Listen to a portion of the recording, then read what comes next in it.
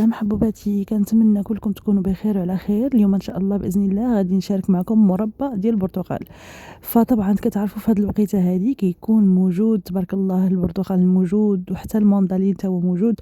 فما شاء الله، علاش لا، علاش ما نديروش المربى ديالتنا في الدار؟ طبعا كتكون احسن وكتكون بكميه وفيره. فالمهم كيف ما كتشوفوا هنايا، عرفتي حتى اللون ديالو كيبقى نفس اللون ديال البرتقال. شوفوا من اللون ديالو ما كيتغيرش، وحتى المكونات هما 3 مكونات فقط. فالمهم تابعوا معايا الفيديو من الاول للاخر باش تشوفوا.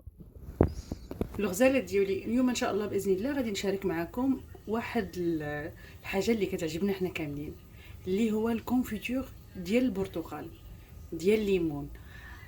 طبعا حنا ما كنحتاجوش الا 3 ديال الاشياء اللي هما كيف ما كتشوفوا كيلو ديال الليمون، واحد الحامضه كيف ما كتشوفوها، والسنيده.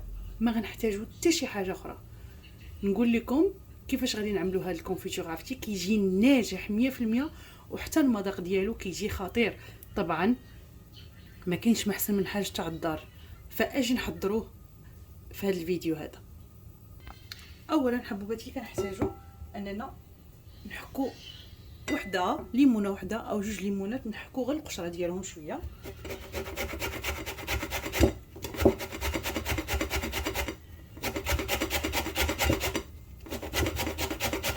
ما نوصلوش للبيض، يعني ناخذ غير هذاك اللون ديال البرتقال اللي هو الاحمر على قبل، باش ما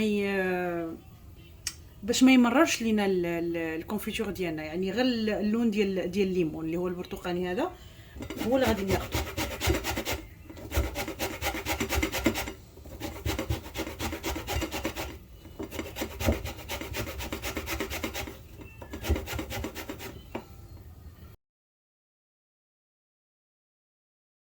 طبعا كنحكو حتى الحامضه حتى هي.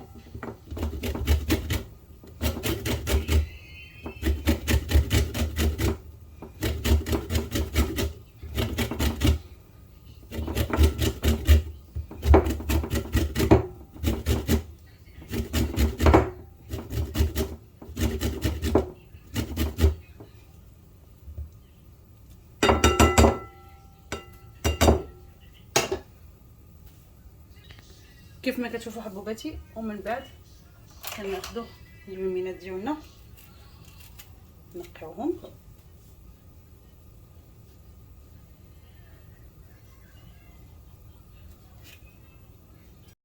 كيف ما كتشوفوا حبوباتي هنايا، بعد ما كنبدا نقي الليمون كامل كنحيد منه حتى ديك البياض ديالو اللي كيكون، باش ما يجيكمش شويه تاع المروريه. انا كيف ما كتشوفوا راه حكيت هنايا هذاك الليمون والحامض باش كتعطي لك البنه ديال القشره ديال البرتقال، فكتعطي واحد البنه رائعه في الكونفيتور. فالمهم تبعوا معايا المراحل في خباركم. هذا الكونفيتور هذا ممكن بانه يبقى عندكم في الثلاجه لمده سنه وما يخربش لكم.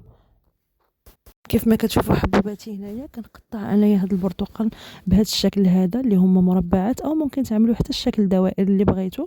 فالمهم اللي كنكمل هادشي كامل كنحط عليه اللي هو السكر سنيده، فكنخليه لمده 4 سوايع او ممكن لمده ليله كامله.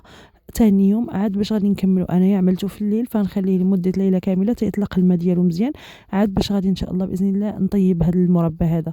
فالمهم تشاهدوا معايا الفيديو من الاول للاخر باش تشوفوا التفاصيل. كما كتشوفوا هنايا انا حيدت العظومه اللي كانوا في البرتقال، وحتى بالنسبه اللي كانوا في الحامضه تا هما حيدتهم. غادي نضيف 3 تاع الكيسان ونص ديال العنبه ديال السكر سنيده، كل واحد على حسب الحلاوه. كاين اللي كيبغي الحلاوه اكثر تكون حلوه بزاف، كاين اللي كيبغيها تكون شويه قليله. فالمهم عندي هنايا 3 الكيسان ونص ديال العنبه انا ضفتهم. فمن بعد غادي نحركه بحال هكايا وغادي نغطيه وغادي نخليه من 4 سوايع حتى الليله كامله. انا عملته في الليل فغادي نخليه ليله كامله حتى ثاني يوم ونكمل معكم هذا المربى هذا. فاحسن حاجه بانه ما تعملوش ديريكتومون، ضروري بانه خص يطلق الماء، لان السكر سنيده مع الليمون كيطلق الماء ديالو، وهذاك الماء هو اللي غادي يطيب فيه. فالمهم خليوه لمده ليله كامله او 4 سوايع. كما كتشوفوا هنا حبوباتي انا خليته هنايا ليله كامله. ثاني يوم اللي فقت انا مشيت ليه ديريكتومون، شفتو هنايا لقيت تبارك الله بانه راه عاطي الماء ديالو. دابا جبت واحد هنايا طنجره ولا واحد الكاسرونه اللي غادي نبدا نصوب فيها هاد المربى هادي.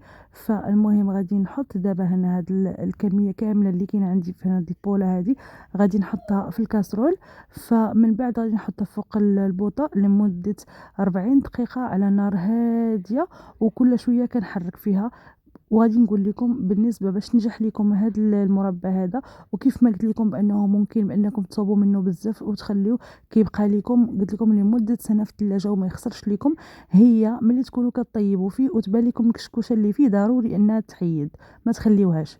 كيف ما كتشوفوا حبوباتي هنايا راه محطوط فوق البوطه على نار هاديه. كيف ما كتشوفوا هذا انا دابا راه كنحرك فيه، وفي نفس الوقت ملي كتبان لي هذيك الكشكوشه اللي هي بيضه كنحيدها كنزولها ما كنخليهاش، لانها الا بغيتو الكونفيتور ديالكم ينجح ضروري بان هاد الكشكوشه البيضاء انها تحيد، لانها هي اللي كتخرب الكونفيتور، ما كتخليش بانه يبقى معكم مده في الثلاجه. فبالنسبه اللي كيعمل كميات صغيره فما غاديش يخاف عليه انه ما غاديش يخسر، ولكن بالنسبه اللي كيبغي يعمل كميه كثيره فطبعا هاد الكشكوشه ضروري انها تحيد باش تنجح لكم هاد المربى هذا. فهذا ما كاين. فالمهم كنبقاو نخلطوا بحال هكايا كل شويه لمده 40 دقيقه.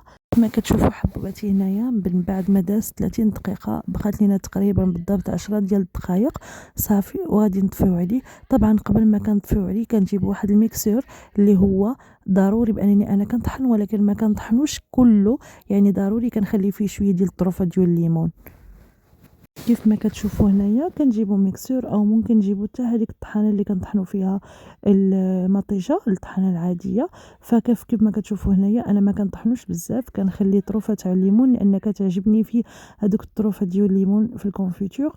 فغادي نطحنوا بحال هكايا شويه، ومن بعد غادي نرجعوه عاوتاني فوق النار لمده 5 دقائق وصافي نطفي عليه ونخليه حتى يبرد. هكا صافي كيكون بانه واجد المربى ديالنا وناجح 100% كيف ما قلت لكم. وطبعا غادي يبقى معكم لمده طويله، ولو عملتوه بكميه كثيره ممكن يبقى لكم لمده سنه في الثلاجه من غير ما تحطوه في كونجيلاتور، غير في الثلاجه، لانكم كتحيدوا منه هذيك الكشكوشه اللي كتكون بيضاء هي اللي كتخرب لينا الكونفيتور الا بقات. فكيف ما كتشوفوا هنايا انا خليته بحال هكايا لان كيعجبني انا بصراحه اللي كيكونوا فيه قطعات بحال هكا ديال الليمون، كيكون المذاق ديالو رائع بصراحه. هنا حطيته فوق النار لمده 5 دقائق وصافي غادي نطفي عليه، ومن بعد غادي نديرو في قريعه. وصلنا لنهايه الفيديو، كنتمنى بان هذا الفيديو كان نال اعجابكم. اللي عجبو الفيديو ما ينساش يخلي لي واحد لايك باش يشجعني اكثر واكثر، علاش لا. وبالنسبه للناس اللي كتزور قناتي اول مره كنقول لها مرحبا بك، ضغطي على زر الاشتراك وعلى الجرس باش توصلي بكل جديد. كيف ما كتشوفوا هنا الكونفيتور ديالنا هنا راه ناجح، وهذوك القطع ديال البرتقال كيف ما خليتهم عرفتي راه كيجيو في غايه الروعه وكيجيو بنان بزاف بزاف. جربوا هذه الوصفه هذه وانا عارفه انها تنجح معكم. وبالنسبه كيف ما قلت لكم كل ما عملتوا كميه كثيره كل ما بقات معكم في الثلاجه لمده سنه. فمهم كنتمنى بان هذا الفيديو يكون نال اعجابكم. خليت لكم الراحه مع سي مروه. ما تنساوش تبارطاجيو هذا الفيديو مع اصحاب والحباب.